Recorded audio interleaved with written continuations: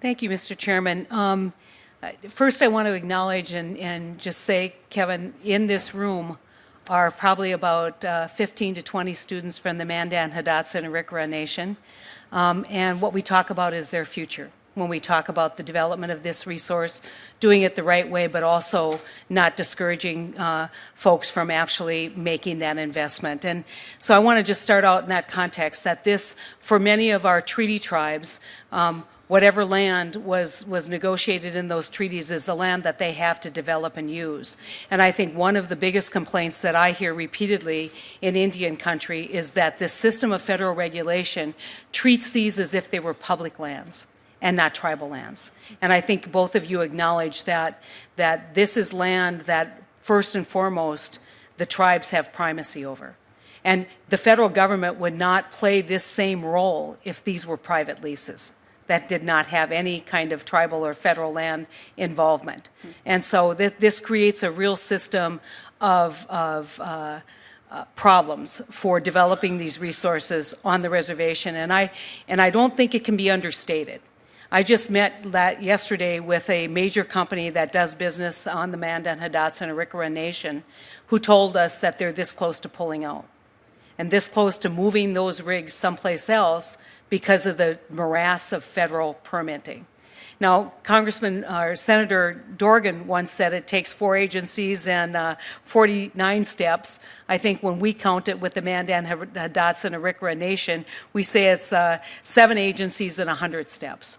And the reason why we're pushing, I think, in a very aggressive way, this notion of one-stop shop is all too often what happens is you say, well, it's BIA's fault. And then BIA says it's BLM's fault. And BLM says, oh no, the slow up is with Fish and Wildlife. And so around and around and around the circle they go. And in the meantime, you've now frustrated everyone.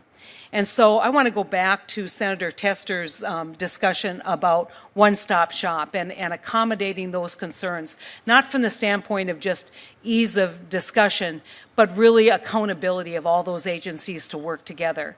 And I know there's been some discussion about doing this in one central location, let's say Denver, where we can actually get an answer. But I think that in order to reestablish faith with the tribes, and certainly the mineral-rich tribes, we need to have timelines that people actually consider valid and essential. So we have the predictability. And so I'd like you to comment about building out a one-stop shop in Denver, and then also talk about what would be your reaction if we set a timeline and said, you know, all you federal agencies who want to participate, you know, instead of saying no longer is this your job, we're going to say you have 2 months from the time of application to actually get it done, completed application. What would be your reaction?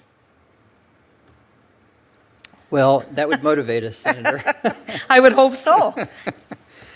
You know, these are difficult issues, and the first one that you raised, the fact that on non-Indian land nearby, private land, people have to go to, to one government to get everything worked out, usually the state government. And on Indian land, they've got to work with both the federal government and the tribal government. So you've already got double the number of governments that people have to work with.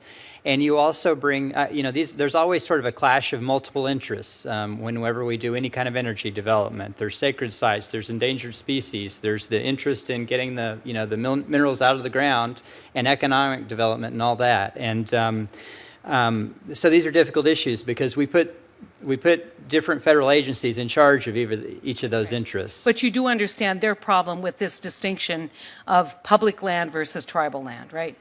I do understand that distinction. The fact is, though, it's the fact that it's federal land is what keeps the states from being able to swarm onto it and start regulating. If it's not federal land, then it's state land. That's in the grand scheme of things. That's what we recognize. We recognize there's federal land and there's non-federal land, and non-federal land is subject to state taxation and state regulation, and tribes don't. Tribal land isn't. Well, you and I can have that discussion fair offline. Fair enough. Yeah. Well, I did a little work on state taxation and tribal and Indian country, and I would dispute some of your statement, but we can, Kevin, you and I can debate this back and forth. We spend a lot of quality time together, but just a quick answer to establishing a time certain, whether you're willing to do that with all the agencies to facilitate development of tribal resources. Okay, well, they'll throw me out on my ear if I go back and say, I just got a 60 days to dramatically transform oil and gas development in Indian country. But let me just say this. We're definitely interested in working on something like that. The White House Native American Affairs Council, which Sally Jewell chairs, is meeting tomorrow at the White House with several cabinet secretaries, and these are the kinds of issues we're trying to deal with, breaking down silos between federal agencies. And so we will work on progress on breaking down those silos. Okay, Kevin, I look forward to a response. Thank you, Mr. Chairman. Just a couple quick questions about building out capacity. And obviously, Mike, your earlier testimony today when we had a chance to hear concerns and issues, and then looking at what's happening in places like North Dakota, where we have a huge development on the Mandan, Arikara, and Hidatsa and Arikara Nation, and a potential development down in Standing Rock. And I would note that the chairman of Standing Rock Sioux Nation is here with his beautiful wife, Dave Archambault and Nicole. And so we want to, I think everybody wants to get out of the business of being paternalistic. And I found some of the questions or some of the answers that Mr. Washburn gave about the distinction between tribal lands and federal lands less than satisfying. But what we want to do, I think, is to build out that capacity of self-determination and provide an avenue for predictability for tribal governments to determine the welfare or the development of their resources for the welfare of the people that those resources exist.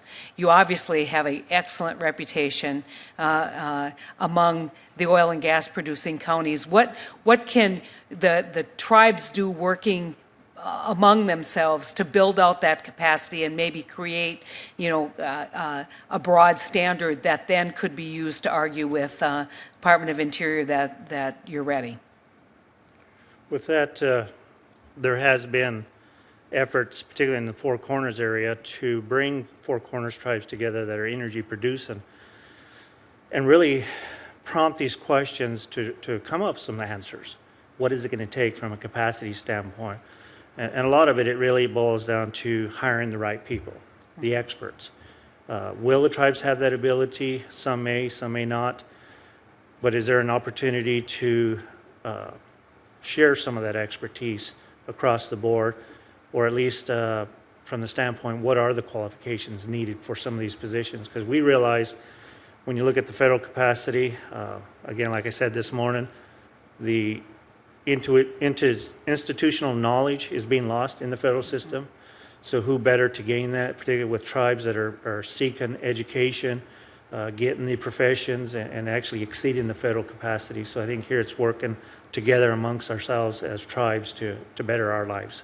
And it really is kind of the point that I'm getting at, is that there's a lot of collective knowledge among the tribes that can be shared, a lot of technical expertise that can be shared, and really build out that capacity, that knowledge capacity that will lead to a greater self-determination outcome. And I want to congratulate you and your tribe for providing that assistance in many ways, and really encourage you to continue to work in a leadership capacity to work with all the oil and gas producing tribes, and certainly coal producing tribes